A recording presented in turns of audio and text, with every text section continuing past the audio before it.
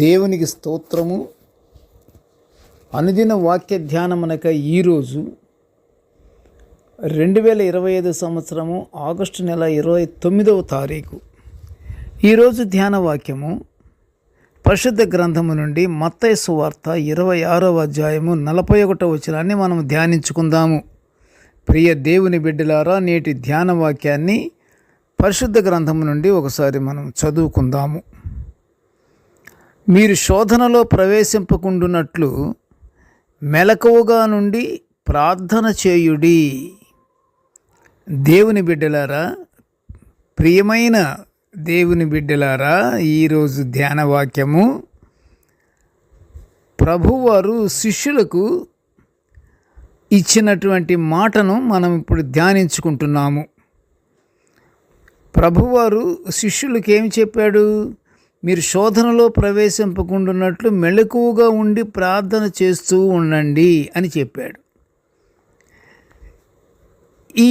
ఈ మాట ప్రకారంగా ప్రతి ఒక్కరూ మెలకువగా ఉండాలన్న నియమాన్ని దాన్ని వివరించుకుంటూ మనం ధ్యానించుకుంటున్నాము.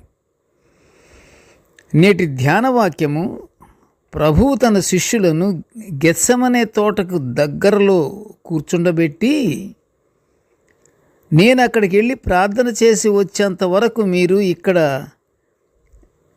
నిలిచి ఉండి శోధనలోకి ప్రవేశించకుండా ఉండటానికి కాను మీరు మెలకువగా ఉండి ప్రార్థన చేయండి అని వారితో ప్రభువు చెప్పినట్లు పరిశుద్ధ గ్రంథములోని నేటి ధ్యాన వాక్యము తెలుపుతుంది. మానవుడు మెలకువ కలిగే ఉండాలి. ఎందుకంటే ఎప్పుడైతే మత్తులోకి వెళ్ళిపోతాడో మానవుడు, అపవాది ప్రవేశిస్తాడు. మెలకువగా కానీ లేకపోతే, అంటే ఆత్మీయత మెలకువ కలిగి ఉండాలి.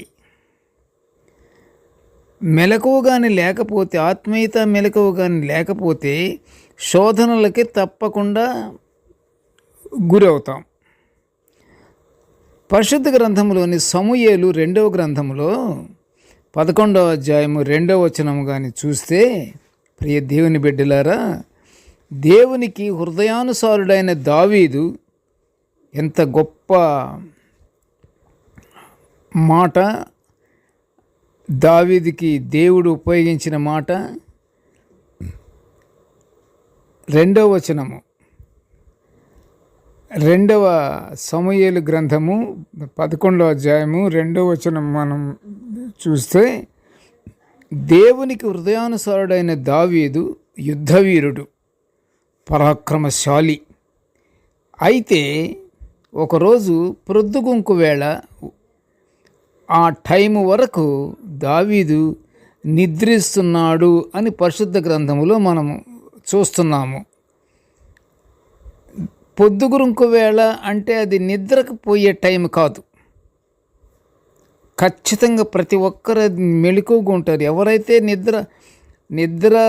నిద్రపోకుండా ఉండే టైంలో నిద్రపోతున్నారో అది అపవాది క్రియే.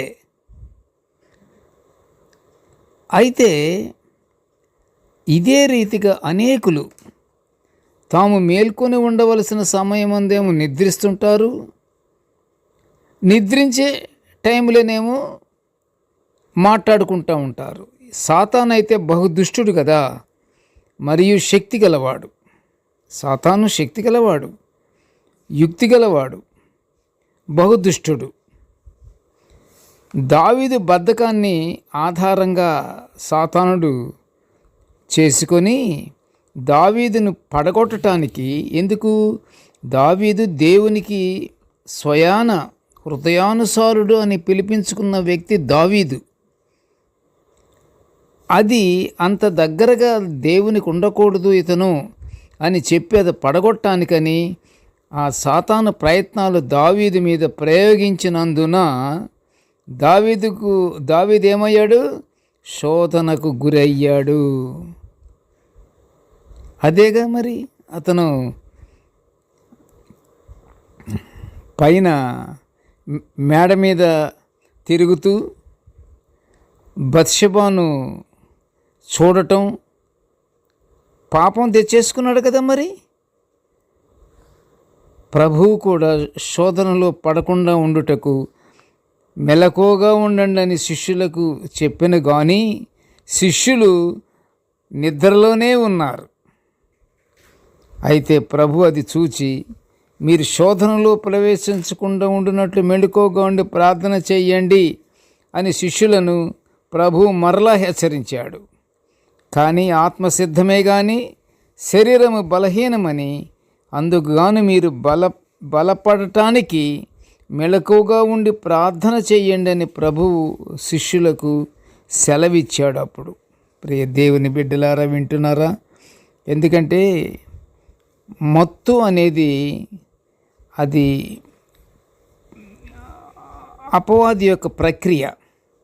మెలకువగా ఉండాలి, యుక్తిగా ఉండాలి. మనము దేవుని బిడ్డలము. దేవుని యందు మనం భయభక్తులు కలిగి ప్రార్థనలో ఉంటూ ఆయన్ని మహిమపరుచుకుంటూ ఉండాలి.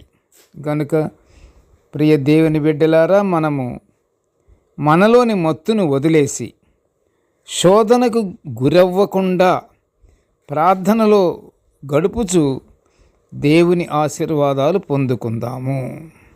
ప్రార్థన చేసుకుందాము. కృపగల తండ్రి, జీవముగల నాయన, నీకు స్తోత్రాలు తండ్రి. నీ యొక్క దివ్యమైన వాక్యాలను మేము నిత్యము ఇలా ధ్యానించుకునే ఈ గొప్ప భాగ్యాన్ని మాకు అనుగ్రహించినందుకు నీకు స్తోత్రములు నాయన.